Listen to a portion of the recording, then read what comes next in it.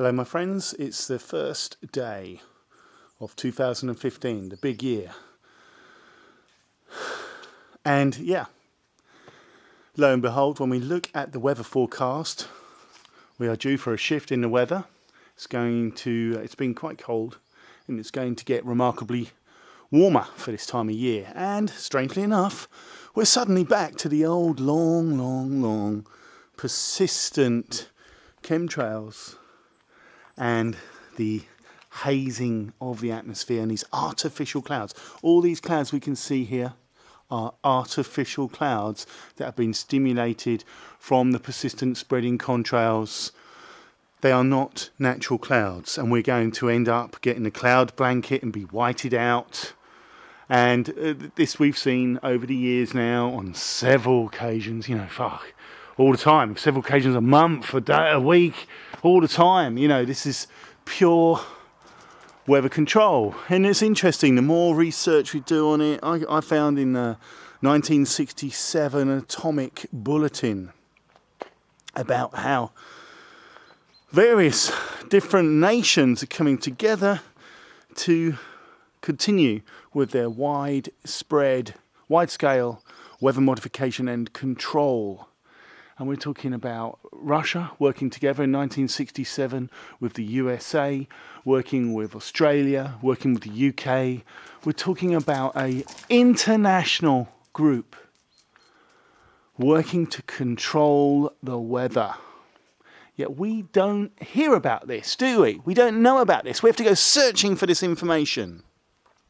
Although JFK did say in 1961 on 25th September at the United Nations Assembly that all nations would work together to accurately predict and eventually control the weather.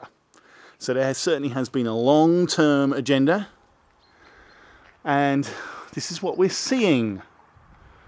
It's a combination of, it's a multifaceted program. It certainly involves spraying particulates into the atmosphere that stimulate cloud management.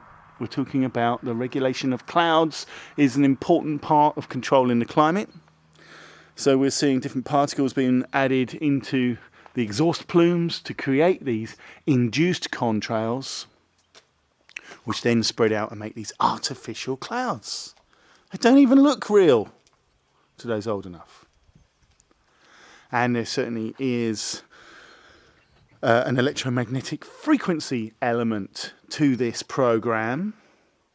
We can go as far back as 1905 to patents from Oliver Joseph Lodge, who specifically talk about directing energy into the atmosphere in order to change the polarity of the particles, to ionize particles in the atmosphere, to make it rain, or to clear it up and reduce the clouds. So, the information is there if we go looking for it, and there is no question that we are living through a very, very long-term developed plan to control the weather and climate. There's plenty of historical documents to ascertain that this has been a real goal and agenda. Now, what's it all for? It's to bring about global one world government through the threat of climate change. That's the galvanizing catalyst for all the people in the world to submit to. They want the acquiescence of all the people to Agenda 21, which is ultimately a form of communism, a green communism that's designed to address all the problems, the so-called problems that have been created by everyday man. But really, most of the problems they're trying to address are problems that have been encouraged and developed by the oligarchy, by the people that want one world government, that want to be in the elite taking over the whole of the world. These people have created all these problems. It's their toxic fallouts. It's their changing our habits, their materialism they've forced upon us. It's their narcissism they've created in society. It's not just a natural consequence. Even all the wars have been forced upon us by these same groups. And they are creating this faux climate problem. The reality is it's a long-term weather and climate control program, and they're using their technology to fool the public into believing that we have a climate problem that must be addressed. We must have climate action, as the French foreign minister said in May earlier, just last year. He said, we only have 500 days to save the Earth. Absolute drama. And just more pressure, and John Kerry admitted, supported him, because this is what they want, a one world government system with the elites at the top. We're talking about a tiny, tiny, tiny percentage of people. The royals, the oligarchy, the bankers, the puppet politicians at the top in the ruling class over the whole planet. And they intend to get that through Agenda 21, also known as Sustainable Development. Or its latest incarnation is the United Nations post-2015 agenda.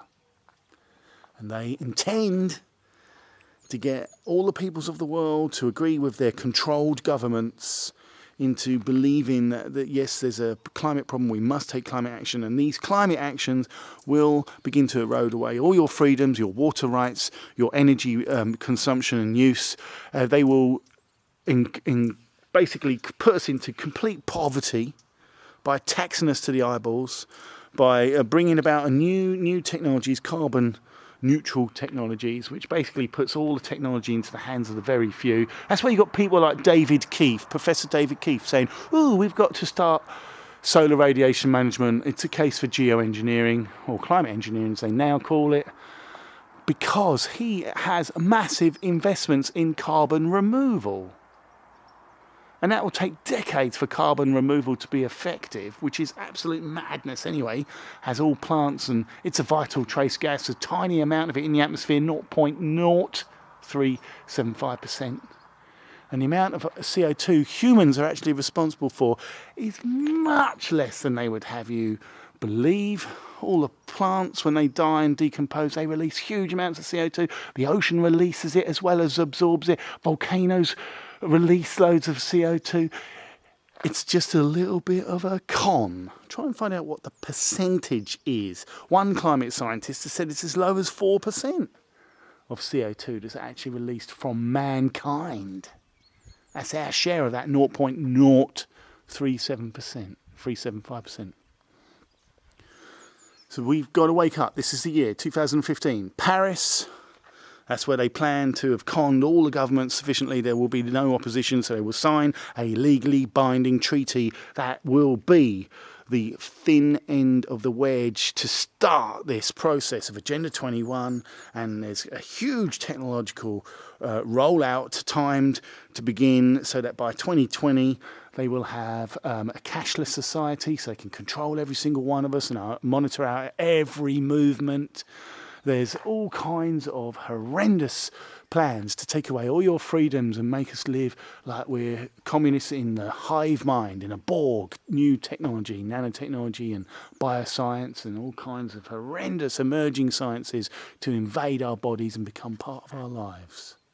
This is what they have planned in order to have an efficient and obedient servant workforce. That is their goal. To have us, we're already their slaves, but we're free-range slaves, and we have the illusion of democracy, which is a joke. But they're tightening it all up because they know people will wake up and realise we don't want to live as slaves anymore. So they're rushing to try and get their scientific dictatorship into place so that they can secure their position at the top forever. And that is their plan. Despotic and crazy and insane as that sounds, that is the plans of the royals, the oligarchies, these puppet governments, politicians, puppeticians. That is their plan, to remain at the top indefinitely by altering humanity through science. And all that got started because we believed their bullshit about climate change, when climate changes all the time. We've been warmer before, without all the dire global meltdown rubbish. And really they're controlling the weather using climate engineering, weather and climate control. They've been working at it for years, over 100 years. It's time to wake up, my friends, because this is the big year when we turn it all around and we expose their crimes of 9/11, inside job, illegal wars, the use of vaccines to create autism in kids to bloody further harm us, to all their bloody invented viruses like Ebola and all the different crimes they're responsible for, all the embezzlement, the banks' embezzlement, the fake money situation with fiat money and quantitative easing and all this. This is all made up to tax us and create austerity, to make us into under more pressure so that we accept all their draconian new plans. And poverty is one of the issues they want to tackle in the United Nations post-2015 agenda, which is the new name for Sustainable Development. So if you don't realise that poverty has been invented, has been forced upon us as a method of control. Take care, my friends. 2015 is the big one. Take care. Bye for now.